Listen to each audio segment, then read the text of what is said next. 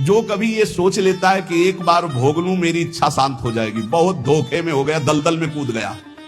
अब जैसे आग में घी डाल दे तो प्रज्वलित हो जाती, जे ही भोग की कामना से भोग मिला वो आग पैदा हो गई कि वो भ्रष्ट होता चला जाएगा। इसलिए उपासक को चाहिए कि जब सैकड़ों बार भोग के रोकेगा तो सैकड़ों दिन रोना पड़ेगा, तब जाके कहीं ठीक हो गए। उसका पाप भी बन गया, उसका अभ्यास बन गया, उसका स्वाद मिल गया, बहुत समय लगेगा।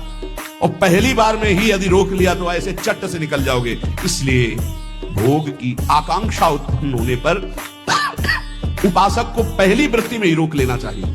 ये ना सोचे कि भोग भोगने के बाद शांति मिल जाएगी, नहीं, ऐसे दलदल में फंस जाओगे, फिर निकलना मुश्किल हो जाएगा।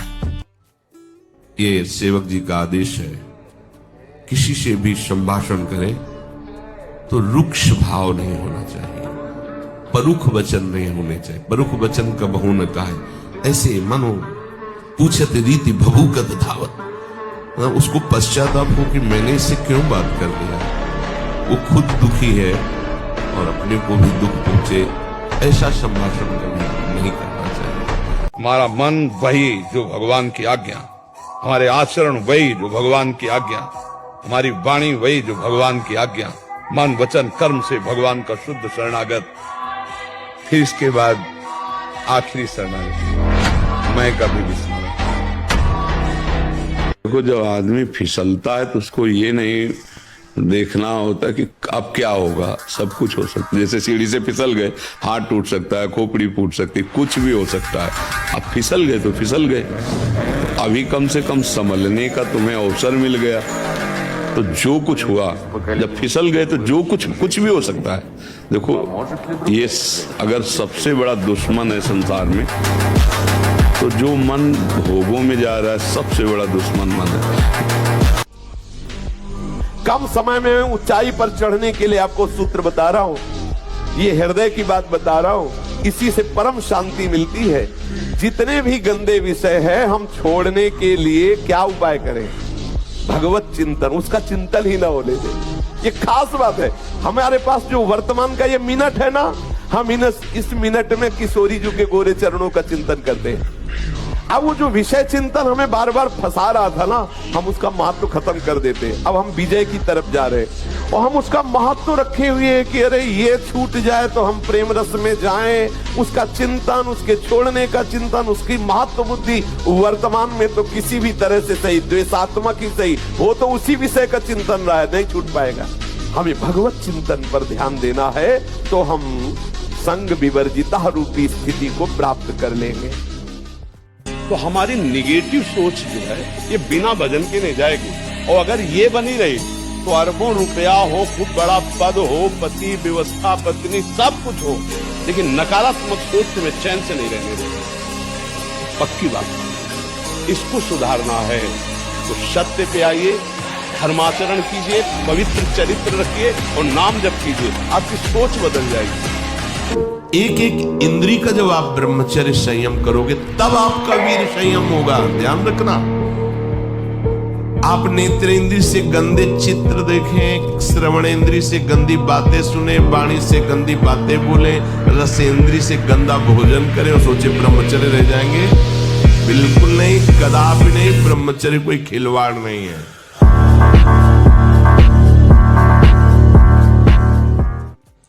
मन की शुद्धि, मन से शरीर का चिंतन करना, शरीर संबंधियों का चिंतन करना, भोगों का चिंतन करना, ये मन की अशुद्धि है।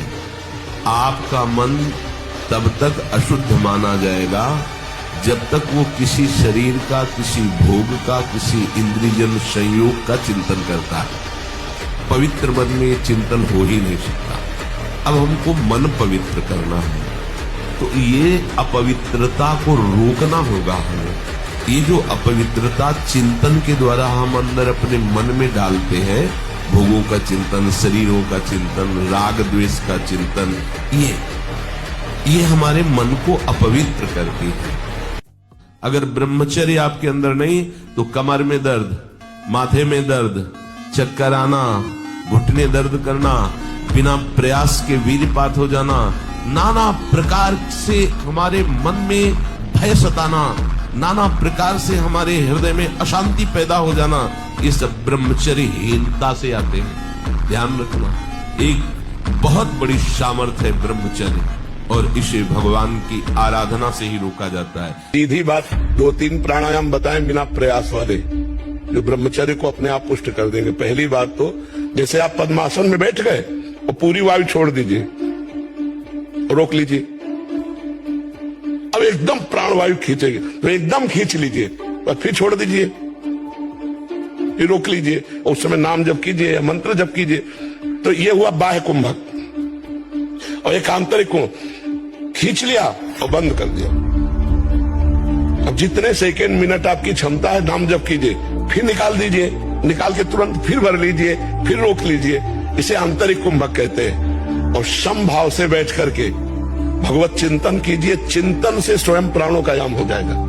ब्रह्मचर्य धारण करने वाले कोई बादाम, हलवा, घी की जरूरत ही नहीं भाई। तप्त भूमि में पैर कैसे पड़ता है, ऐसी बिजली रहती ब्रह्मचारी के शरीर, बिजली। आसनों पे बैठने का अभ्यास करना, प्राणायाम का अभ्यास करना, सात्विक भोजन ब्रह्मचर्य रहने के लिए तपस्वी जीवन चाहिए बच्चा। ब्रह्मचर्य ये सनातन धर्म का लक्षण। ब्रह्मचर्य सबके लिए है। जैसे अग्नि के ऊपर चला जाए तो कैसे चला जाए, एकदम पैर ऐसे ये अवस्था किशोर अवस्था है। ब्रह्मचर्य पूर्ण जीवन, एकदम उछलता हुआ जीवन, तेज, कैसा भी कोई हो, किशोर अवस्था बड़ी सुंदर अवस्था होती है, प्रकाश आता है। हर बहन भाई को 20 वर्ष तक नियम पूर्वक ब्रह्मचर्य रहना चाहिए।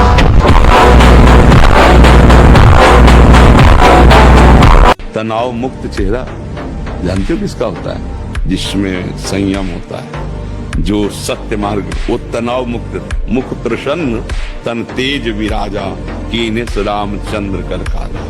मुख प्रसन्न होता है क्योंकि भगवान भगवत कार्य में लगा है ना। गंदे आचरण वाला कभी किसी को देख लेगा, उसका चेहरा ही ऐसा। अब कितनी नव किशोर अवस्था, बिजली की तरह शरीर में स्फूर्ति, एकदम चमकता हुआ चेहरा। ब्रह्मचारी के चरण ऐसे पड़ते हैं जैसे आग में पड़ते हैं। 4 पुरुष बैठ करके काम संबंधी स्त्री के अंग प्रत्यंगों का वर्णन करना, काम संबंधी बातें करना, काम संबंधी अश्लील बातों में कितना सुख है ऐसा चर्चा करना। इसके चर्चा करने से चिंतन बनता है। अगर हम स्त्री संबंधी चर्चा, काम संबंधी चर्चा और काम सुख संबंधी चर्चा, तो हमारे हृदय में मनोवाह नाड़ी एक्टिव हो जाएगी, वो अपने आप हो जाएगी, और आपके पूरे शरीर से रक्त को मथ करके वीर्य निकाल देगी। वो किसी भी तरह निकले, वो तुम्हें पता भी नहीं चलेगा, निकल जाएगा। तुम्हें जैसे किसी अपने शत्रु पक्ष को घुटनों पे ले आओ, तो ये मत समझो कि छूट दे दी तो घुटनों में, वो घुटने में तुम्हें कर देगा अगर छूट दे दी। तो मन है, अभी तक हमारा ये दुश्मन रहा है मन, कि ये हमको भोगों में फंसाकर हमारी दुर्गति कराता रहा। विषयों में फंसा हुआ मन शत्रु है और भगवान में लगा हुआ मित्र है। अब इसके उस शत्रु पक्ष को हम रौंद रहे हैं जो विषयों में लगा है।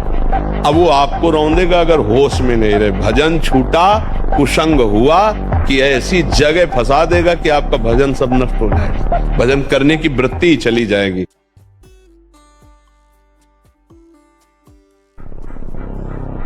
हमारी बात अंदर से समझो, हम मन को संभालने की बात करें। सबका खटपट यही है, सब जीता हुआ मन, इससे बड़ा कोई मित्र नहीं, और विषयों में फंसा हुआ मन, इससे बड़ा दुश्मन कोई नहीं। हमारा बाहर कोई दुश्मन नहीं है, बाहर कोई मित्र नहीं है, यही सबसे बड़ा दुश्मन और सबसे बड़ा मित्र। देखो, बहुत सही ढंग से हम चल रहे हैं समाज में, राधे राधे, और 1 मिनट इस बेईमान के कहे में लग गए और कोई गलत आचरण कर दे, सब मिट्टी में मिला है ना भारी दुश्मन।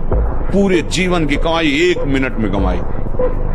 इतना बड़ा दुश्मन यह है कि अगर इसके कहने पे चल जाओ तो अभी 5 मिनट में जो भी तुम्हारी पवित्रता, धर्म, आचरण सब मिट्टी में मिला देगा। सात्विक आहार करें, जो ऋतु की सब्जी है उसी का प्रयोग करें, ऋतु के फल का ही प्रयोग करें, जो ऋतु का नहीं है उस फल का प्रयोग न करें। जो केमिकल आदि डाल करके बहुत महीने 2 महीने 4 महीने तक बाद में भी चलाए जाते हैं। अब जैसे ऋतु नहीं है किसी फल का, वो फल है तो वो हमारे योग्य नहीं। ऋतु का फल भले हो जैसे आंवला या कोई भी ऐसा आपको खट्टा नहीं लग रहा तो आपके ब्रह्मचर्य की हानि नहीं होगी, क्योंकि ऋतु का फल है वो प्रकृति वैसे देती जैसे शरीर की आवश्यकता होती है। तो कोई भी फल या कोई भी सब्जी ऋतु के अनुसार पाए। ऋतु के प्रतिकूल कोई भी सब्जी जो क्या कहते हैं कोल्ड स्टोर में है, हाँ कोल्ड स्टोर उसमें रखी वाली ना पाए, मतलब ताजी जो ऐसा। मनुष्य शास्त्र की बात, संत की बात, महात्मा की बात, ग्रंथ की बात, आचार्य की बात को कहता मैं क्यों मानूं, मैं तो स्वतंत्र हूं। वाह क्या स्वतंत्रता है। वो कह रहा है मैं स्वतंत्र हूं, घोषणा करता है मैं जो चाहूं कर सकता हूं। जरा धैर्यपूर्वक सोचो, तुम गुलाम हो कि स्वतंत्र हो। मामूली सा एक छोटा विषय इंद्री का तुम्हें अधीन करके पतन करवा देता, तुम्हारी दुर्दशा कर देता। तुम अपने को वीर समझते, स्वतंत्र समझते। अरे तुम ये नहीं समझ रहे कि कितनी बड़ी तुम्हारी गुलामी हो रही इंद्रियों की। और जब ब्रह्मचर्य ऐसा कैसे हो सकता है? बल है ना, अध्यात्म बल, शारीरिक बल की बात नहीं कहते।